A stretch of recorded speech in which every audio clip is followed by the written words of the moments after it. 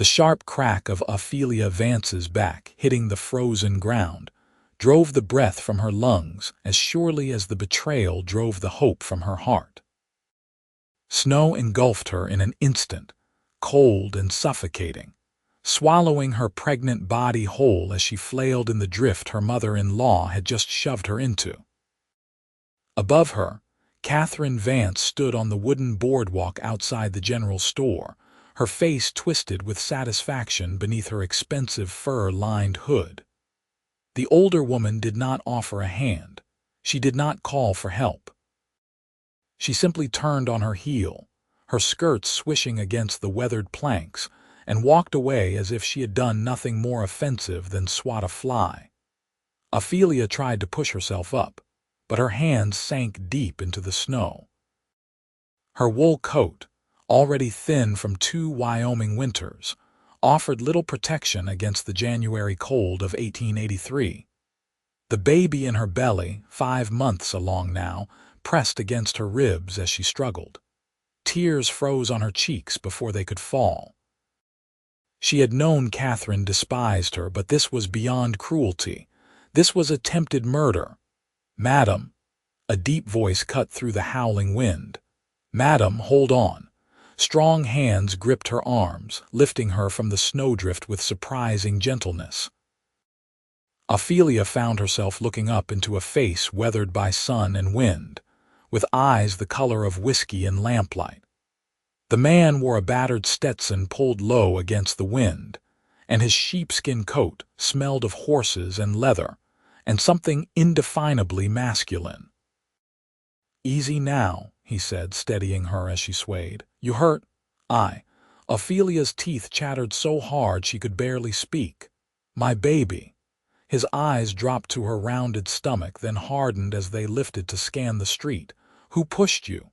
"It doesn't matter." Ophelia tried to pull away, but her legs would not hold her. She would have fallen again if he had not caught her. "The hell it doesn't." His jaw clenched. "You're half frozen. Where do you live?" "The Vance Ranch, 3 miles east." Even as she said it, dread filled her. Catherine would be there. Thomas, her husband, would believe whatever lies his mother told him. He always did. The cowboy's expression suggested he understood more than she had said. "You aren't going back there today. Not like this." He lifted her into his arms as if she weighed nothing, ignoring her weak protest. "I'm taking you to Doc Miller first, then to my place. You can warm up and rest." "I can't just go with a stranger," Ophelia managed, though her body betrayed her words by curling into his warmth. "Name's Logan Thorne. I work the Triple Creek spread north of town. Now we aren't strangers." He carried her toward a horse hitched outside the saloon, a sturdy bay gelding that nickered softly at their approach. "What's your name?" "Ophelia Vance." Something flickered in his eyes. Recognition, perhaps, or pity. Everyone in Evanston knew the Vance family. Thomas Vance was one of the wealthiest ranchers in the territory, and his mother ruled their household with an iron fist wrapped in expensive silk. Logan settled her in the saddle, then swung up behind her. His arms came around her to grip the reins, sheltering her from the worst of the wind. "Hold tight, Ophelia. Doc's place is just around the corner." She leaned back against his solid chest, too cold and frightened to maintain propriety. The baby kicked, a flutter of movement that brought fresh tears to her eyes. "Please be all right," she whispered. "Please." Logan's arms tightened around her. "Doc Miller's the best in 3 counties. He'll make sure you're both fine." The doctor's office was blessedly warm. Logan carried her inside, calling for the doctor before Ophelia could even see their surroundings clearly. An older man with silver hair and kind eyes emerged from a back room, took one look at her and started barking orders. "Get her coat off. Gently now. Bring more blankets from the cabinet. What happened?" "Fell into a snowdrift," Logan said, his tone making it clear he did not believe that for a second. He helped strip away Ophelia's wet clothing with a clinical efficiency that might have embarrassed her under other circumstances. Doc Miller wrapped her in warm blankets and examined her with gentle, practiced hands. He listened to the baby's heartbeat through an old stethoscope, pressing it to various points on her belly while Ophelia held her breath. "Strong heartbeat," he finally announced. "Baby seems fine. But you, young lady, need to stay warm and rested for the next few days. No excitement, no stress. Do you understand?" Ophelia nodded, relief making her dizzy. "Yes, doctor. Good." He turned to Logan. "You taking her home to my cabin," Logan said. "At least for tonight." The doctor's eyebrows rose, but he nodded slowly. "Probably for the best. I've heard things about the Vance household." He pressed a small bottle into Logan's hand. "Willow bark tea if she needs it for pain. Make sure she stays warm and eats something hot. I'll check on her tomorrow." Logan helped her into a dry coat the doctor provided, several sizes too large but blissfully warm. The world seemed softer now, the edges fuzzy. Ophelia realized she must be in shock, her body finally reacting to the trauma of what had happened. "Come on," Logan said gently, lifting her again. "Let's get you somewhere safe." His cabin sat in a small clearing surrounded by pine trees heavy with snow. It was modest, just a single room with a stone fireplace, a bed in one corner and a small kitchen area, but it was clean and well maintained. Logan laid her on the bed, then immediately set about building up the fire until the room glowed with warmth. Ophelia watched him move with economical grace, his movements sure and confident. He could not be much older than her own 23 years, perhaps 27 or 28. His dark hair curled slightly at his collar, and his hands, though work roughened, moved with surprising gentleness as he prepared tea. "Why are you helping me?" she asked when he brought her a steaming cup. Logan settled into the chair beside the bed, his expression serious. "Because you needed help and nobody else was offering it. You don't know me. You don't know what I might have done to deserve." "Stop." His voice was firm but not harsh. "Nobody deserves to be pushed into a snowdrift in the middle of winter, especially not a pregnant woman. And before you try to lie again, I saw your mother-in-law walk away. I know she's the one who pushed you." Ophelia's hand shook, tea sloshing in the cup. Logan took it from her before she could spill it. Why would she do that? His question was gentle, but his eyes blazed with anger.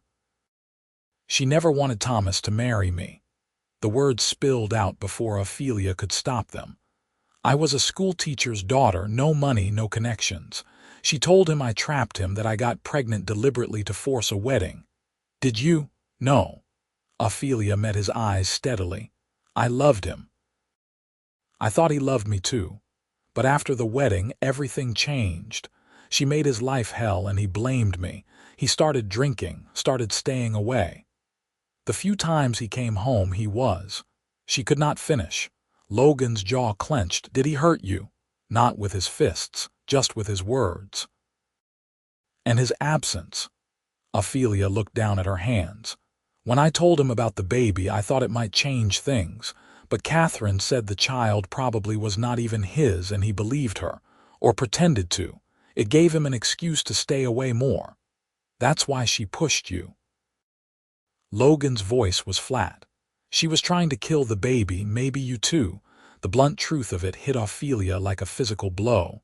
"Yes, I think so. You can't go back there." "I have nowhere else to go, no money, no family. My parents died 3 years ago."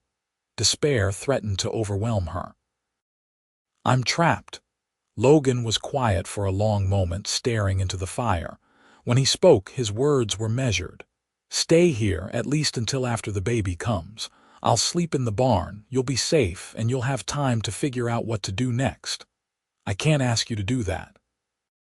"You aren't asking, I'm offering." He turned to look at her, and something in his expression made her breath catch. "I've got plenty of room in the barn, and I spend most of my time out there anyway. The horses are good company, and this way I'll know you're safe. But people will talk. Your reputation. I don't give a damn about my reputation. Do you? Ophelia wanted to say yes, to cling to the remnants of respectability she had left. But what did reputation matter when someone had just tried to kill her child, when her own husband believed lies over her truth? No, she whispered, I suppose I don't. Then it's settled. Logan stood, moving to the kitchen area. Now you're going to eat some stew, drink more tea, and sleep. Tomorrow we'll figure out the rest.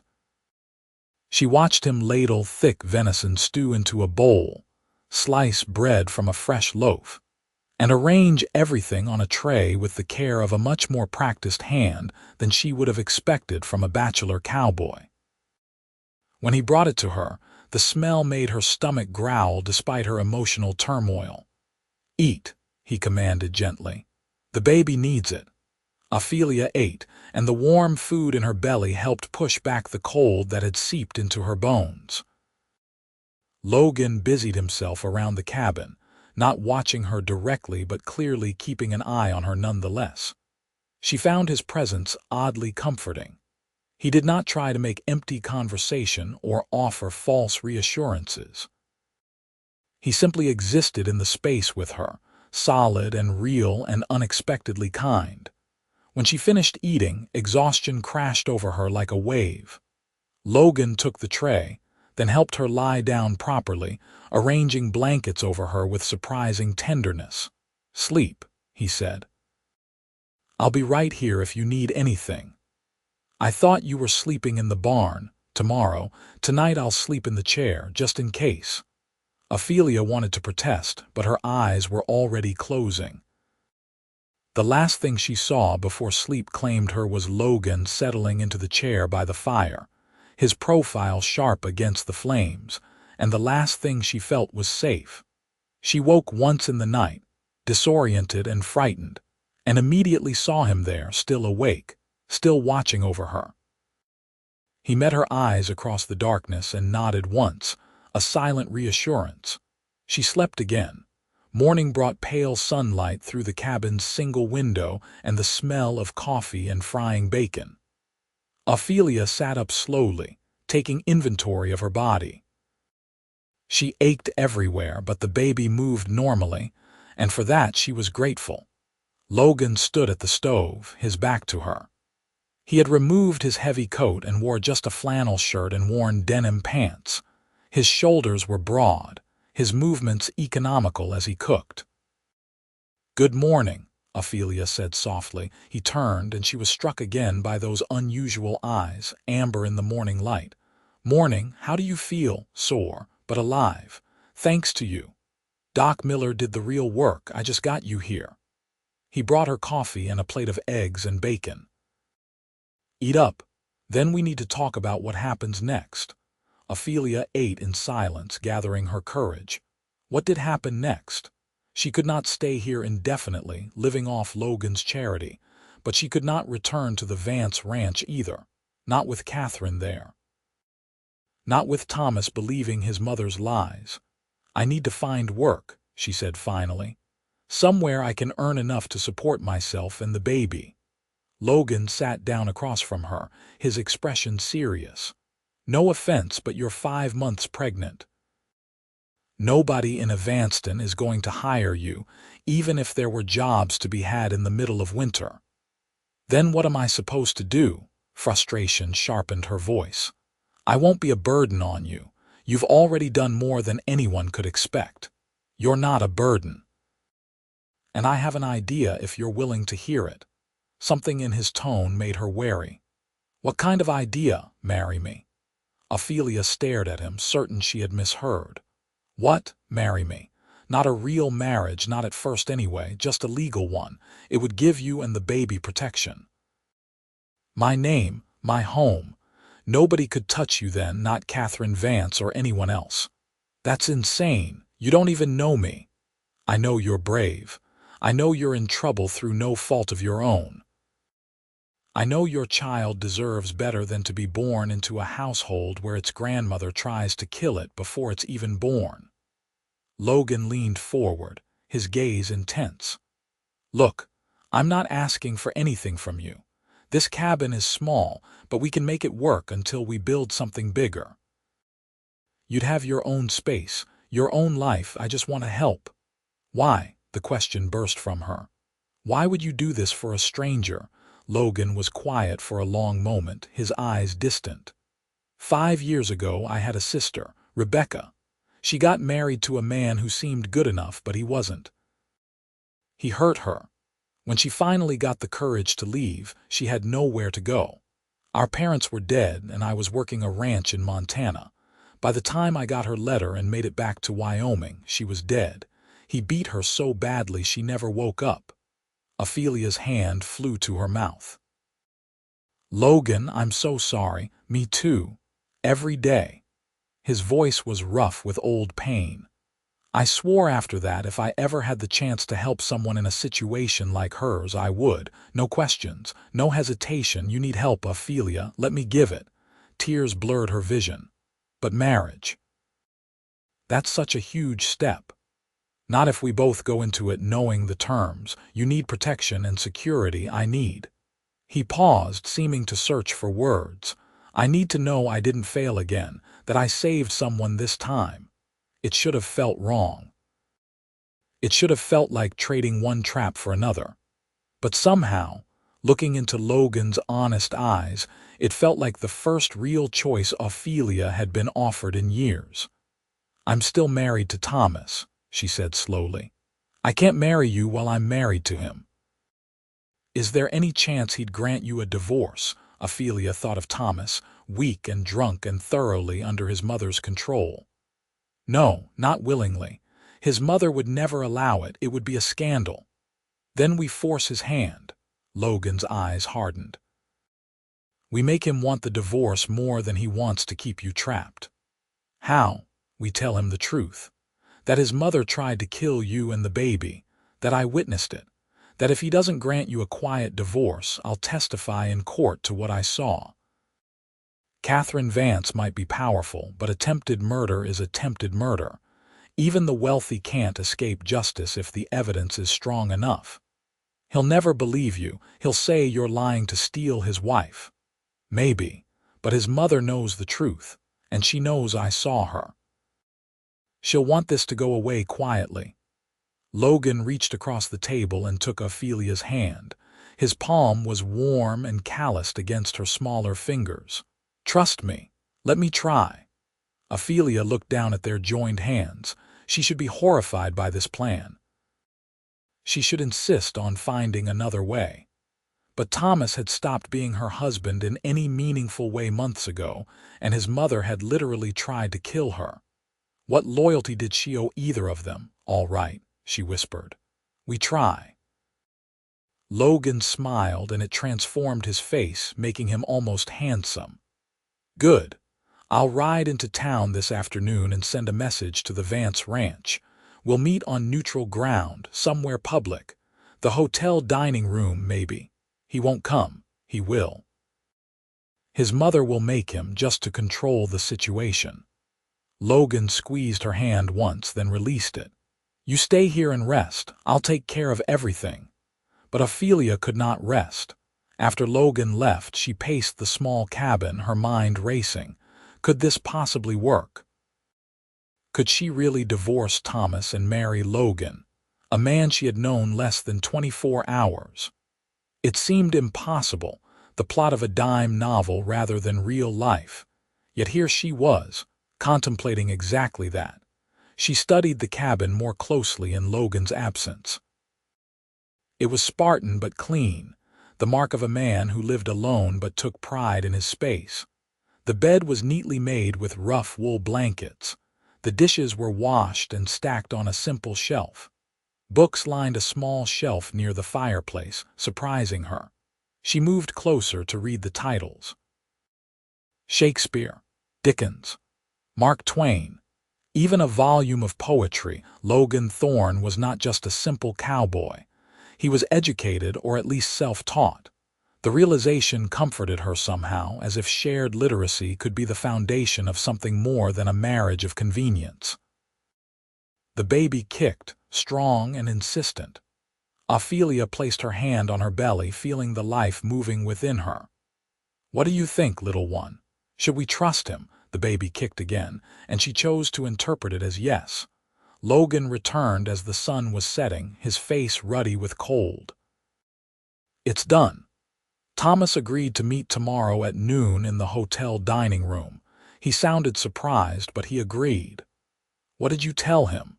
"Just that we needed to discuss what happened yesterday, that you were safe and staying with me, and that he needed to hear what I had to say."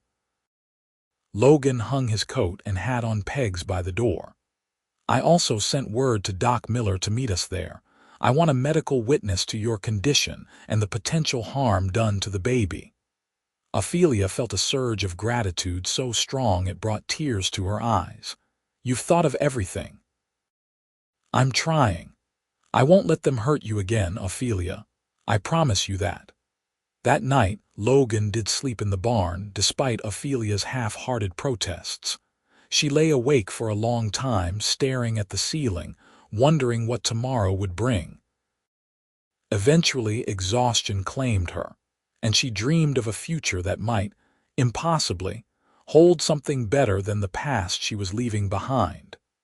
The hotel dining room was the finest establishment in Evanston, with white tablecloths and real china. Ophelia felt underdressed in her simple wool dress, borrowed from the doctor's wife, but Logan's steady presence beside her gave her courage. He wore a clean shirt and his best vest, his hat in his hands, looking every inch the respectable cowboy. Thomas arrived exactly at noon, and Ophelia's heart clenched at the sight of him. He had been handsome once, with fair hair and blue eyes that had made her foolish heart flutter. But months of drinking had left him puffy and red-faced, his eyes bloodshot, his movements uncertain. Catherine swept in behind him, elegant and imperious in a burgundy traveling suit, her eyes locked on Ophelia with pure venom. "This is highly irregular," Catherine announced before anyone could speak. "Summoning us here like common criminals. What is the meaning of this?" "The meaning, Mrs. Vance, is that you tried to murder your daughter-in-law yesterday." Logan's voice was calm but implacable. "I saw you push her into that snowdrift. I witnessed it." "That's a lie. She fell. The boardwalk was icy." "The boardwalk was completely clear. I checked it myself after I pulled her out." Logan pulled out a chair for Ophelia, helping her sit before taking his own seat. Doc Miller examined Mrs. Vance immediately after. "He can testify to her injuries and the danger you put her and her unborn child in." As if summoned, Doc Miller emerged from the kitchen area, his medical bag in hand. "Mr. and Mrs. Vance, Mrs. Vance Sr." He nodded to each of them. "I'm here to corroborate Mr. Thorne's account. Your daughter-in-law was suffering from exposure and shock when she was brought to me yesterday. Another 10 minutes in that snow and we might have lost both her and the baby." Thomas looked between them all, confusion evident on his face. But Mother said Ophelia just slipped, that she ran off with this cowboy before Mother could help her up. "Your mother is lying." Ophelia found her voice, though it shook. "She pushed me, Thomas, deliberately, with both hands. She's been trying to hurt me for months, and yesterday she finally acted on it." "That's ridiculous. Mother would never, wouldn't she?" Logan cut him off. "She's been telling you for months that the baby is not yours, making you doubt your wife, turning you against her. All so she could maintain control over you and the ranch. A child complicates that. A child gives Ophelia legal claim to the Vance fortune if anything happens to you." Catherine's face had gone pale, but her voice remained steady. "You cannot prove any of this. It's your word against mine, and I am a respected member of this community." "You're right. It would be my word against yours in court." Logan leaned forward. "But I'm prepared to testify anyway, to tell everyone in Evanston exactly what I saw. Your reputation would be destroyed. Your son's reputation would be destroyed." The Vance name would be dragged through the mud. Or, Ophelia said softly, drawing all eyes to her, we can settle this quietly. Grant me a divorce, Thomas. Let me go. Say the marriage was a mistake, that we're incompatible, whatever you want. I won't contest it. I won't ask for money or property. I just want my freedom and my child's safety. Thomas looked lost, a boy trying to make sense of an adult situation. But what about the baby, if it's mine, if... Ophelia's voice hardened. There is no if, Thomas.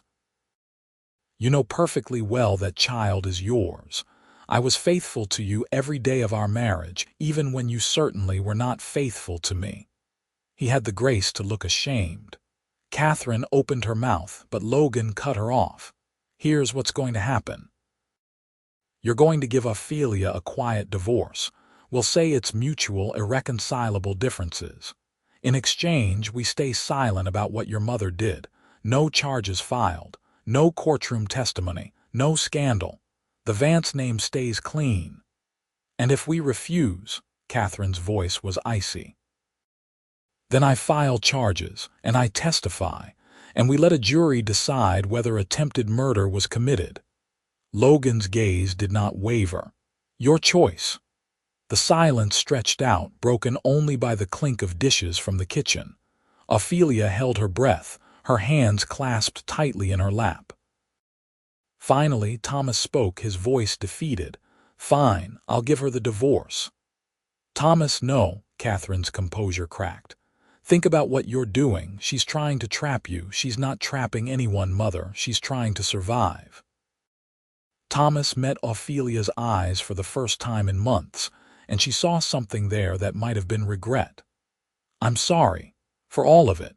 You deserved better than I gave you. Ophelia felt tears prick her eyes, but whether they were tears of sadness or relief, she could not say. Thank you, Thomas. I'll have my lawyer draw up the papers. You can sign them at his office tomorrow. He stood, suddenly looking older than his 28 years. For what it's worth, I do think the baby is mine. I always did. Mother just got in my head and I let her. That's on me. He left without another word, leaving Catherine alone at the table with them. The older woman looked between Ophelia and Logan, her expression venomous. You think you've won. You think you're safe now, but you're nothing, girl. Nothing but a schoolteacher's daughter who spread her legs for the first man who showed her attention. You'll regret this, both of you. The only thing I regret is not leaving sooner. Ophelia stood, Logan rising immediately beside her. Goodbye, Mrs. Vance. I hope I never see you again. They walked out of the hotel with their heads high, but as soon as they reached Logan's horse, Ophelia started shaking. Logan caught her, his arms strong and steady. It's over, he murmured against her hair. You're safe now, I've got you. Ophelia clung to him, letting herself cry for the first time since yesterday's attack. She cried for the marriage she had lost, for the naive girl she had been, for the fear and pain and loneliness of the past months. And Logan held her through it all, patient and warm and exactly what she needed.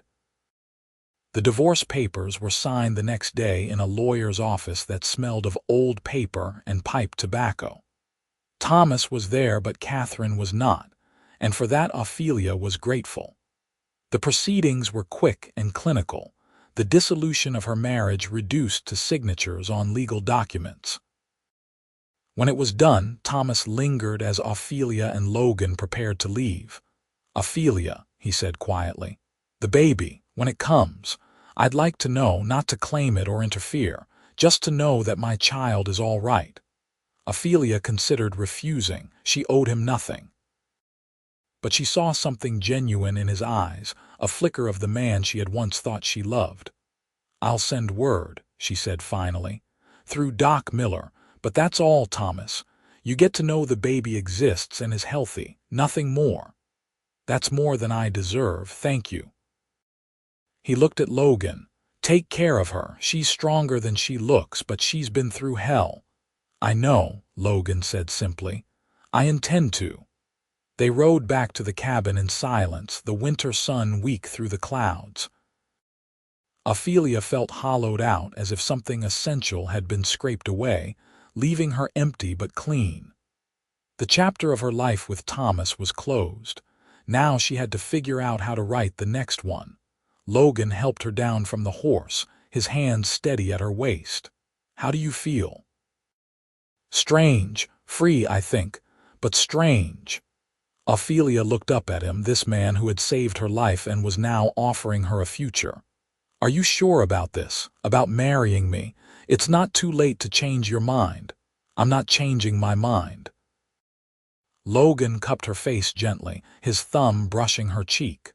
"We'll take it slow, get to know each other properly, build something real if we can, and if we can't, at least you and the baby will be protected. That doesn't seem fair to you. Let me worry about what's fair to me." He smiled, that rare expression that lit up his whole face. "Come on, let's get you inside. It's too cold to be standing around talking." The next few weeks fell into a rhythm. Logan worked his job at the Triple Creek Ranch during the day while Ophelia rested and prepared for the baby. He had insisted on giving her the bed, setting up a pallet for himself near the fire, and she had been too exhausted to argue. But as her strength returned, Ophelia found herself unable to remain idle. She cleaned the cabin thoroughly, organized Logan's meager possessions, and began cooking proper meals. Logan protested at first, worried about her overexerting herself, but she insisted. "I need to feel useful," she told him. "I need to contribute something. Please let me do this." So he let her, and the cabin became more of a home. Ophelia sewed curtains from fabric Logan bought in town, stitched quilts from scraps, and made the space warm and welcoming. Logan responded by building her a proper kitchen table and 2 chairs, by bringing home fresh meat from successful hunts, by reading to her in the evenings from his collection of books. They talked as they worked, sharing stories of their lives. Ophelia learned that Logan had been orphaned at 15 and raised himself on various ranches across the West, that he had never attended formal school, but had learned to read from a kind foreman's wife, that his dream was to own his own ranch someday, a place where he could raise horses and live free. Logan learned that Ophelia had been an only child, cherished by parents who believed in education for girls as well as boys, that she had wanted to be a teacher herself before Thomas swept her off her feet with promises of love and adventure, that she loved poetry and music and had once dreamed of traveling to San Francisco. Slowly, friendship grew between them. Ophelia found herself looking forward to Logan's return each evening, to the sound of his boots on the porch, and his low voice calling her name. She noticed the way his eyes crinkled when he smiled, the strength in his hands when he helped her up from a chair, the gentleness with which he spoke to his horses. And Logan found himself drawn to Ophelia's quiet strength, her determination to build a life from the ruins of her old one. He loved her laugh when she finally relaxed enough to find humor in things. He loved the way she rested her hand on her growing belly, already so connected to the child within. He loved the way she made his rough cabin feel like home, but neither spoke of these growing feelings. Their arrangement was practical, they reminded themselves. A marriage of convenience and protection. Anything more would be a complication neither of them needed. The wedding was planned for March, as soon as the divorce was final and enough time had passed to be respectable. Doc Miller would perform the ceremony with his wife as witness. It would be simple and quick, just a legal formality, or so they told themselves. The night before the wedding, Ophelia sat by the fire, stitching a small gown for the baby. Logan sat across from her, mending a bridle, and the silence between them was comfortable but charged with something unspoken. "Are you nervous?" Logan asked finally. "Yes, are you?" "A little." He set down the bridle. "Ophelia, I want you to know something. I don't expect anything from you." Not now, not after the wedding. I meant what I said about taking this slow. I know. Ophelia set down her sewing. But Logan, I need to be honest with you. This started as a practical arrangement, a way for me to survive. But it's become more than that for me. I'm not sure when it happened, but somewhere along the way I started to care about you. Really care. Logan's breath caught. You did. I did. I do. She twisted her hands in her lap, nervous. I know I'm pregnant with another man's child. I know my situation is complicated. And I understand if you don't feel the same way. But I wanted you to know the truth before we marry. I'm starting to fall for you, Logan Thorne. He was across the space between them in 2 strides, kneeling before her and taking her hands in his. Ophelia, I've been half in love with you since the day I pulled you out of that snowdrift. I've just been too much of a coward to say it. You're not a coward. You're the bravest man I've ever met. Then let me be brave now. He lifted one of her hands to his lips, kissing her knuckles gently. I want this to be a real marriage, not just on paper. I want to build a life with you. I want to raise that baby as mine and maybe give him or her brothers and sisters someday. I want to grow old with you, if you'll have me. Tears streamed down Ophelia's face, but for the first time in months they were happy tears. Yes, yes, I'll have you. I want all of that too. Logan cupped her face and kissed her, gentle and sweet and full of promise. It was nothing like the kisses Thomas had given her, demanding and possessive. This was a gift, freely given and received, and it made her heart soar. When they pulled apart, both were smiling. I guess we should get some sleep, Logan said reluctantly. Big day tomorrow. I guess so. But Ophelia did not want to let him go. He seemed to sense this, because he settled beside her on the floor, his back against the chair, and pulled her into his arms. She leaned against his chest, listening to the steady beat of his heart, and felt safer than she had in longer than she could remember. They fell asleep like that, wrapped in each other's arms before the fire, and woke to pale sunlight streaming through the window and the sound of Doc Miller knocking on the door. The ceremony was simple but meaningful. Ophelia wore a dress of pale blue that Logan had bought her as a wedding gift, and Logan wore his best shirt and vest. They spoke their vows in the small church in town, promising to love and honor each other for as long as they both lived. When Logan kissed his bride, it felt like coming home. Afterward, they had a small meal at the hotel with Doc Miller and his wife. The doctor's wife had made a cake, and they toasted with tea, laughing and talking as if they had all been friends for years. As they rode back to the cabin that evening, now husband and wife in truth, Ophelia felt something settle in her chest. Hope. Real, genuine hope for the future. Logan carried her over the threshold, both of them laughing at the tradition. He set her down gently, his hands lingering at her waist. Welcome home, Mrs. Thorne. It sounds wonderful when you say it like that. Mrs. Thorne, he repeated, smiling. My wife, my husband. Ophelia pulled him down for a kiss, deep and full of promise. They took things slow that night, mindful of her pregnancy and her past trauma. But Logan's touch was so different from what she had known before. He was patient and gentle, his hands worshipful rather than demanding. He made her feel cherished rather than used. And when Ophelia finally fell asleep in her husband's arms, she knew with absolute certainty that she was exactly where she was meant to be. The spring came slowly to Wyoming, melting the snow inch by reluctant inch. As the land thawed, so did the last of Ophelia's fears. She had not seen or heard from Catherine Vance since the divorce, though Doc Miller reported that Thomas had left Evanston, heading east to stay with relatives in Boston. Whether his mother had gone with him, no one seemed to know or care.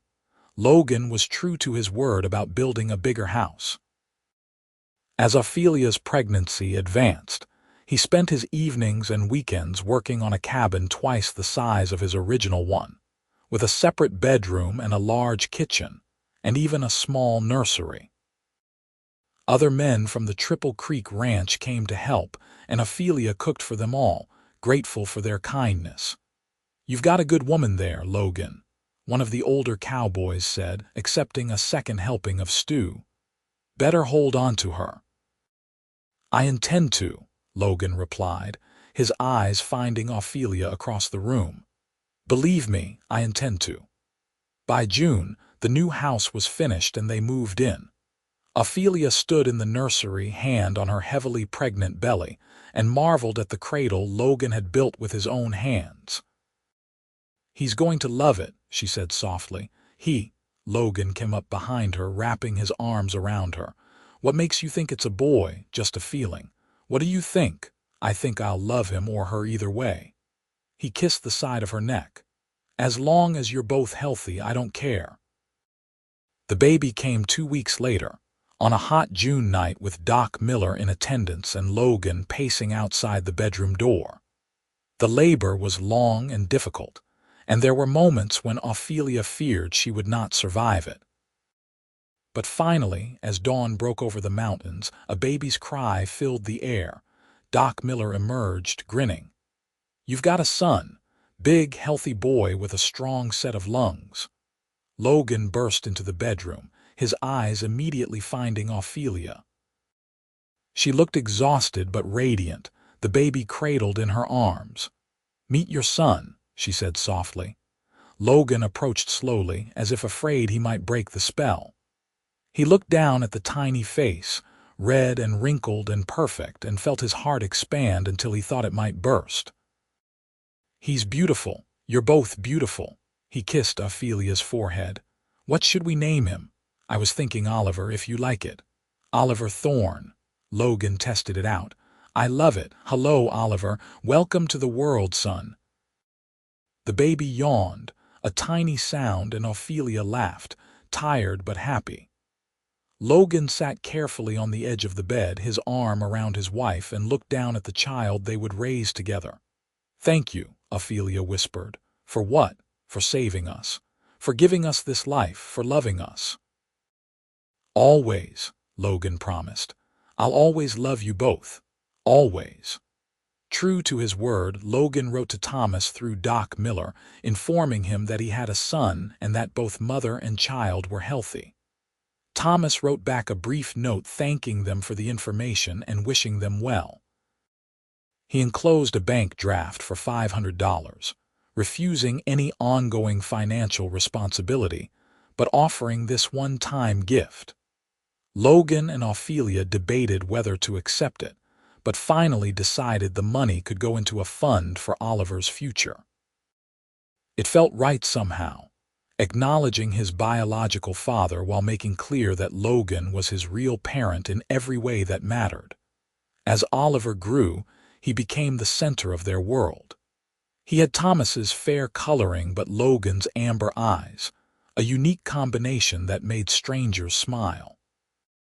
He was a happy baby, quick to laugh and slow to fuss, and both his parents doted on him shamelessly. Logan proved to be a devoted father, rising in the night to walk with Oliver when he was fussy, teaching him to ride before he could even walk properly, reading to him from the same books Logan's foster mother had read to him years ago. Ophelia blossomed in her new life. The drawn, frightened woman Logan had pulled from the Snowdrift was gone, replaced by someone confident and content. She started a small vegetable garden, began teaching reading to children of the other ranch families, and became known throughout the area for her kindness and good sense. On their first anniversary, Logan came home with a surprise. He had been saving every spare penny from his wages, and combined with careful management of their funds, he had saved enough to make a down payment on a small ranch of his own. "It's not much," he told Ophelia, spreading the papers on their kitchen table. "Just 80 acres and a run-down house. But it's ours. We can raise horses like I always dreamed, Build something for Oliver to inherit someday. Ophelia threw her arms around him, laughing and crying at once. It's perfect. You're perfect. I can't believe how lucky I am. I'm the lucky one, Logan insisted, kissing her. I found you in a snowdrift, remember? Best day of my life. They moved to their new ranch that spring, working from dawn to dusk to make it livable.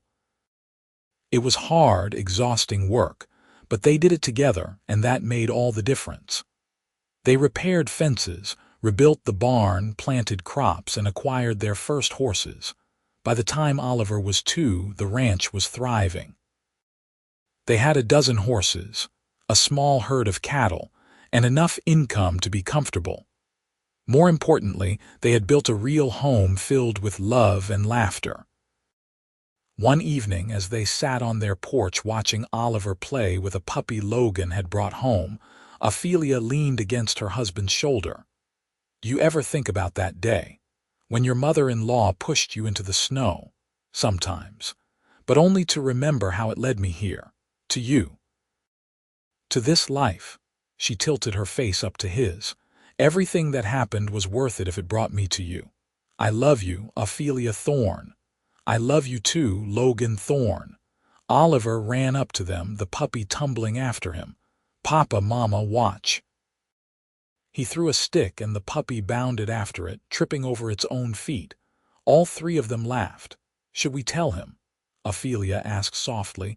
Logan raised an eyebrow. Tell him what? That he's going to be a big brother in about 7 months. Logan's face went through several expressions at once, shock and joy and wonder. Really? You're sure? I'm sure. Doc Miller confirmed it yesterday when I went into town. Logan let out a whoop of joy, scooping Ophelia into his arms and spinning her around despite her laughing protests. Oliver looked up at them, confused but delighted by his parents' happiness. What's happening? He demanded. Logan set Ophelia down and knelt beside his son. You're going to be a big brother, Oliver. You're going to have a baby brother or sister. Oliver's eyes went wide. Really? When? Not for a while yet. But when the baby comes, you'll have to help take care of him or her. Can you do that? Oliver nodded vigorously. I'll be the best big brother ever. I know you will, Ophelia said, ruffling his hair. You're already the best son ever. The second pregnancy was easier than the first, perhaps because Ophelia was happy and stress-free this time.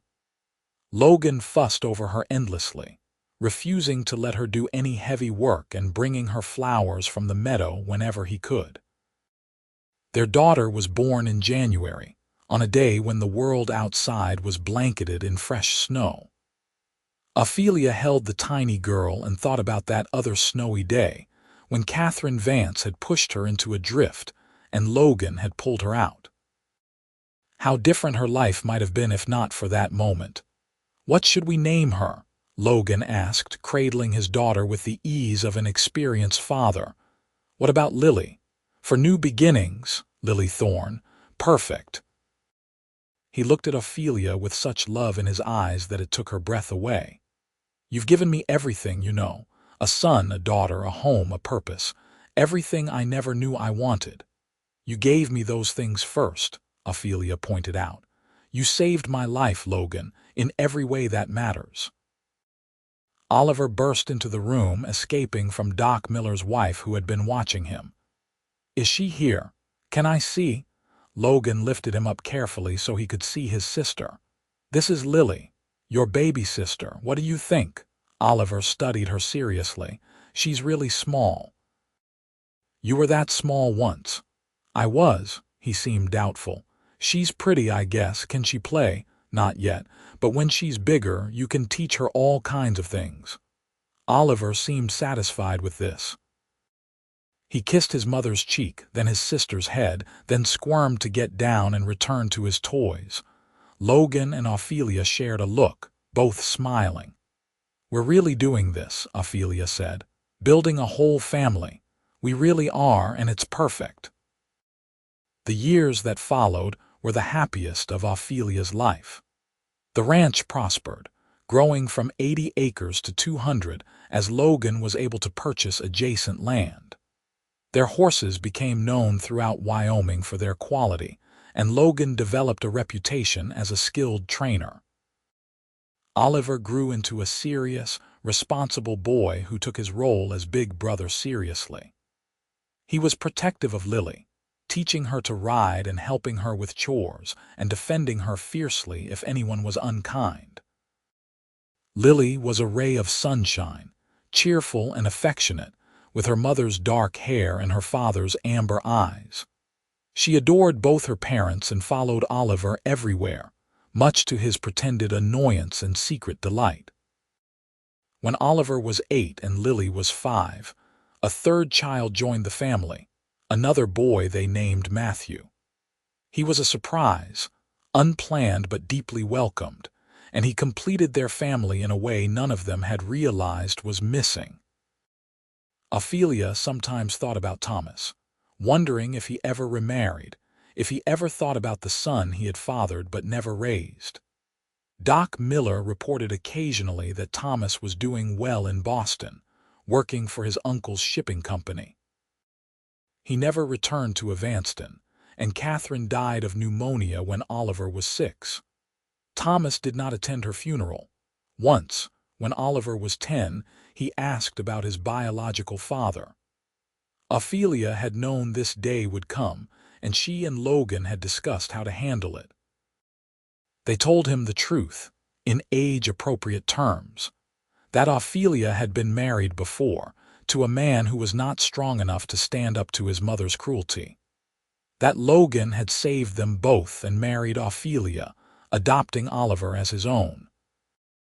That Thomas was his father by blood, but Logan was his father in every other way. Oliver listened solemnly, then asked, "Does he know about me?" "Yes, we told him when you were born. He sent money for your future which we've been saving for you. Will I ever meet him?" Ophelia and Logan exchanged a glance. "That's up to you," Logan said. "When you're older, if you want to reach out to him, we'll support you, but you should know that he chose not to be part of your life. That was his decision, and it says nothing about your worth." Oliver thought about this. "You're my real papa, the one who matters." Logan pulled his son into a hug, his eyes suspiciously bright. "And you're my real son, always have been, always will be." That seemed to settle it for Oliver. He never mentioned Thomas again, content with the family he had. When Logan was 35 and Ophelia was 30, they stood on their porch one summer evening, watching their 3 children play in the yard. The ranch stretched out around them, prosperous and beautiful, the fruit of their hard work and love. "You remember what you said?" Ophelia asked. "That first day when you asked me to marry you, I said a lot of things. Which part? You said we'd take it slow, build something real if we could, and if we couldn't, at least the baby and I would be protected." She leaned into him. "I think we built something real." Logan wrapped his arms around her, resting his chin on top of her head. "We built something incredible. We built a life. The best life. I never imagined I could be this happy. Me neither. I thought I'd always be alone, just a cowboy drifting from ranch to ranch.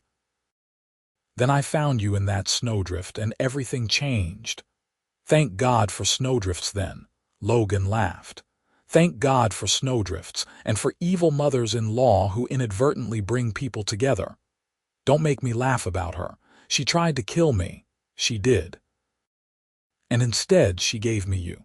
I'd almost thank her if I weren't still so angry at what she put you through." Oliver called out from the yard. "Papa, watch this." He demonstrated a riding trick Logan had taught him, and both parents applauded. "He's going to be a better horseman than me," Logan said proudly. "Of course he is. He learned from the best." They stood there together as the sun set, painting the sky in shades of gold and purple. Inside, Lily would be setting the table for dinner, bossy and efficient despite her youth. Matthew would be toddling after her, trying to help. Soon, they would all gather around the table Logan had built with his own hands, in the house they had made into a home, and share a meal and stories and laughter. This was what love looked like, Ophelia thought. Not grand gestures or passionate declarations, though those had their place, but this daily choosing of each other, this building of a life together brick by brick, year by year. This was the love worth having. "I love you," she said, for perhaps the 1,000th time since they had married. "I love you too," Logan replied, for perhaps the 1,001st. "Always have, always will." As the stars began to appear overhead, they called their children in for dinner. The family gathered around the table, holding hands as Logan said grace, thanking God for their food and their health and each other. And in that moment, in that warm kitchen filled with love and laughter and the smell of fresh bread, Ophelia knew that she had found what she had been searching for all along. Not a fairy tale ending, but something better. A real life with a real man, building something real together. It had started in a snowdrift with a desperate woman and a kind cowboy. It had grown through adversity and uncertainty, through choices made and chances taken. And it had bloomed into this, a family, a home, a love that would last forever. Outside, the Wyoming wind whispered through the pines, carrying away the last traces of snow from a winter long past. Inside, the Thorne family sat together, wrapped in warmth and love, looking forward to all the years ahead, years passed with the steady rhythm of ranch life. Oliver grew into a strong young man, learning every aspect of horse training from Logan and proving to have an even gentler hand with the animals than his father. At 18, he had grown into someone confident and capable, his fair hair sun bleached and his amber eyes sharp with intelligence. Lily, at 15, was a beauty with a quick wit and her mother's kind heart. She had taken to helping Ophelia teach reading to the ranch children and the children of neighboring families, and showed a talent for it that suggested she might become a real teacher someday. Matthew, at 10, was the adventurer of the family, always climbing trees or exploring the far reaches of their land, or bringing home injured animals for Doc Miller to help heal. He kept everyone on their toes. The ranch had expanded to 500 acres, with a reputation that stretched across 3 territories. Logan was considered one of the finest horsemen in Wyoming, and their breeding program produced animals that sold for premium prices. But despite their prosperity, the Thornes never forgot where they had come from. They employed families who needed work, paid fair wages, and treated everyone with respect. Ophelia's teaching program had grown to include 20 children, some traveling miles for lessons. Logan had built a small schoolhouse on their property for this purpose, and Ophelia taught there 3 days a week. One spring day, a letter arrived that changed everything. It was from Boston, and the handwriting was unfamiliar. Ophelia opened it with trembling hands. It was from Thomas. The letter was brief and to the point. Catherine had left a substantial estate, which Thomas had only recently finished settling. He had no need of the money himself, as his uncle's business had made him wealthy in his own right. He wanted to send Oliver's portion of the inheritance, approximately $10,000, as well as a personal letter for his son. Ophelia showed the letter to Logan that evening after the children were in bed. "What do you think?" she asked. Logan read it carefully. "I think he's trying to do right by Oliver in his own way. The question is, does Oliver want anything from him? We should ask him. He's old enough to make his own decision." They presented it to Oliver the next day. He read both letters, his expression unreadable. "He says he's sorry," Oliver said finally. "That he was a coward and a drunk, and that he let his mother control him. He says he's sober now, has been for years. And he says he doesn't expect anything from me, but he wanted me to know that he's thought about me every day since I was born." "How do you feel about that?" Ophelia asked gently. Oliver was quiet for a long time. "I don't know, I'm curious, I guess, but he's a stranger. You and Papa are my parents, nothing changes that." "Nothing changes that," Logan confirmed. "Whatever you decide to do about Thomas is up to you, and we'll support you either way." "Can I think about it?" "Take all the time you need, son." A week later, Oliver asked his parents to help him write a response. He thanked Thomas for the inheritance and for his honesty. He said he was not ready for a relationship, but perhaps someday they could exchange letters. He signed it simply, Oliver Thorne. Thomas wrote back a month later, a brief note thanking Oliver for his graciousness and promising not to intrude further unless Oliver reached out first. True to his word, he sent no more letters, though every year on Oliver's birthday, a package would arrive with a book or some other thoughtful gift. Oliver accepted these gifts with quiet grace, sometimes writing brief thank-you notes. A tentative connection formed, not a father-son relationship but something, an acknowledgement of shared blood if not shared history. When Oliver was 20, he met a girl named Sarah, the daughter of a neighboring rancher. She was intelligent and kind and capable, with a laugh that made Oliver's face light up. Logan and Ophelia watched their son fall in love with the same wholehearted devotion he brought to everything, and they approved wholeheartedly. The wedding was held on the Thorne Ranch in June, with half the territory in attendance. It was nothing like Ophelia's first wedding, hasty and overshadowed by Catherine's disapproval. This was joyful and celebratory. Everyone gathered to witness two people who clearly adored each other pledge their lives together. As Logan walked Oliver's bride down the aisle, having been asked to stand in for her late father, Ophelia thought about the journey that had brought them all here. From that frozen snowdrift to this moment, surrounded by love and family and friends. "You all right?" Lily whispered beside her. "Just happy," Ophelia whispered back.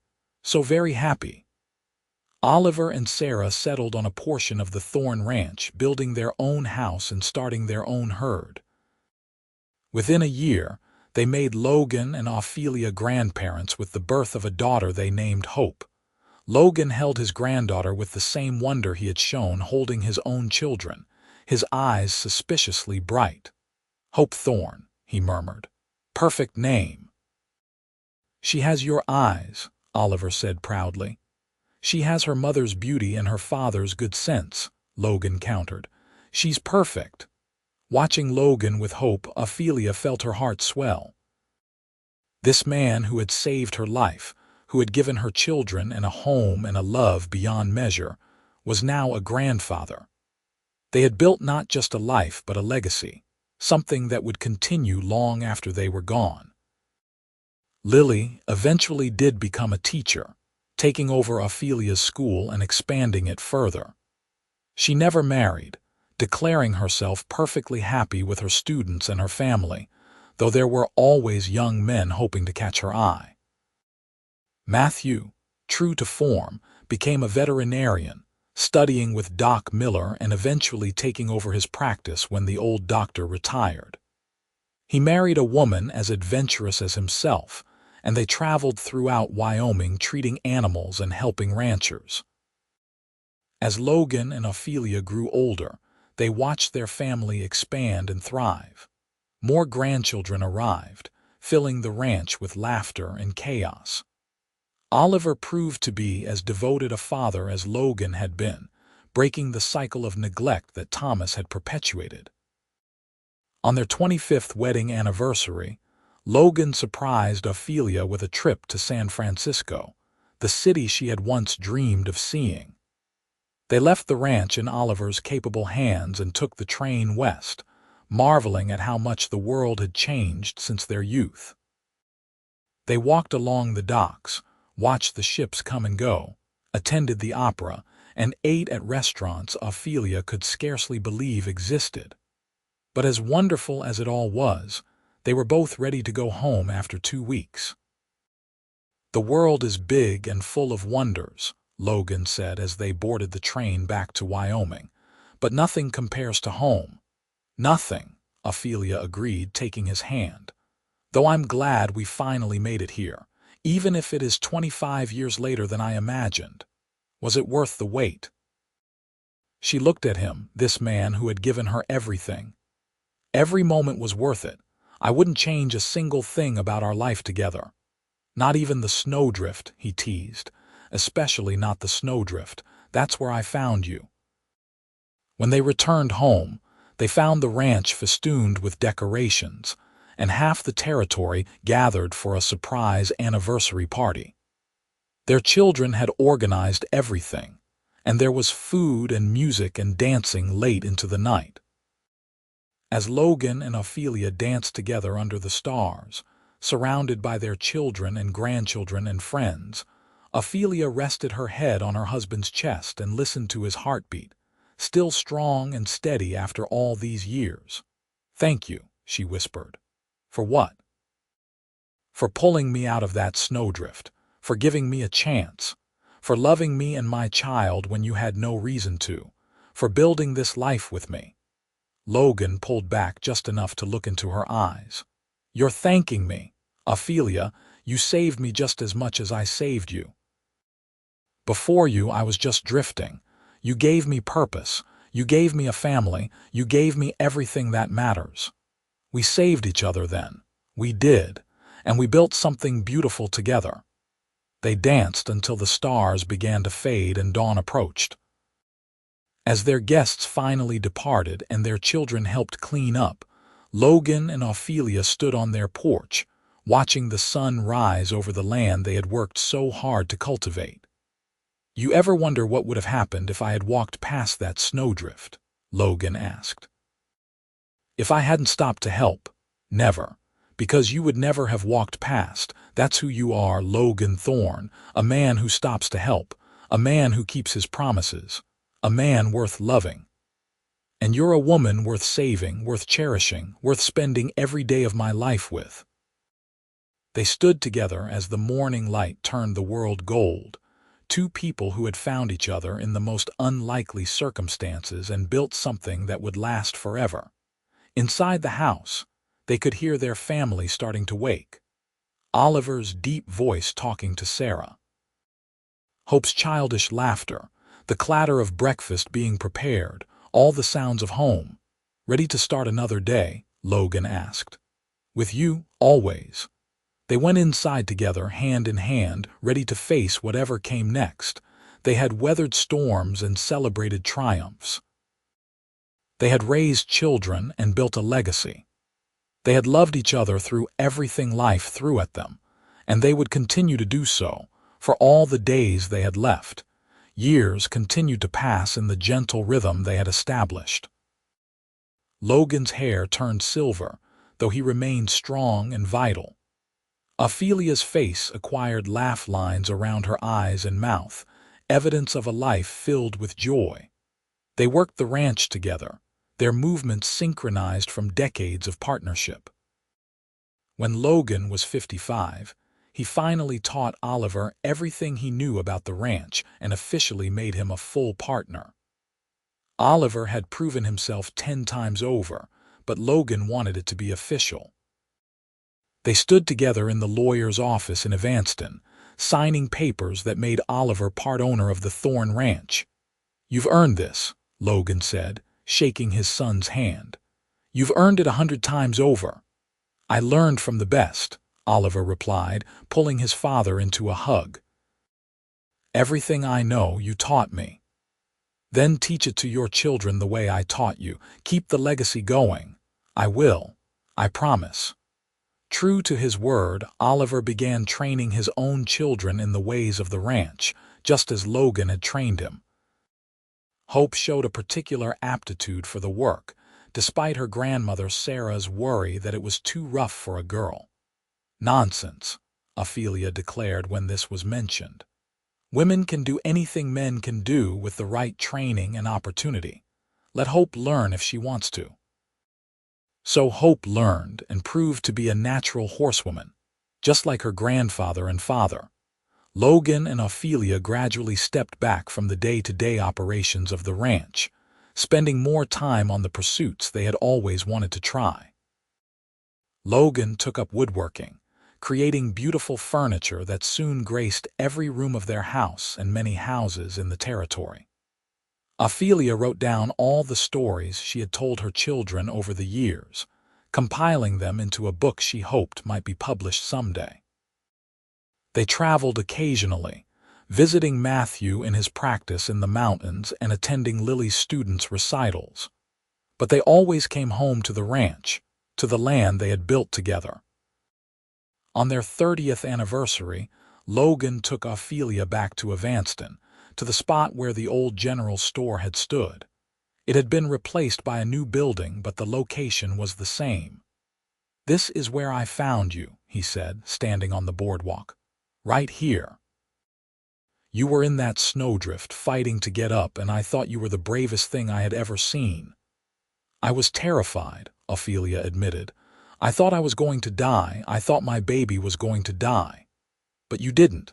You survived, you thrived, and you let me be part of it." Logan took both her hands in his. 30 years, Ophelia. 30 years of waking up next to you. 30 years of building a life together. And I would do it all again in a heartbeat. So would I. Every single moment. She smiled up at him, this man who had saved her in every way possible.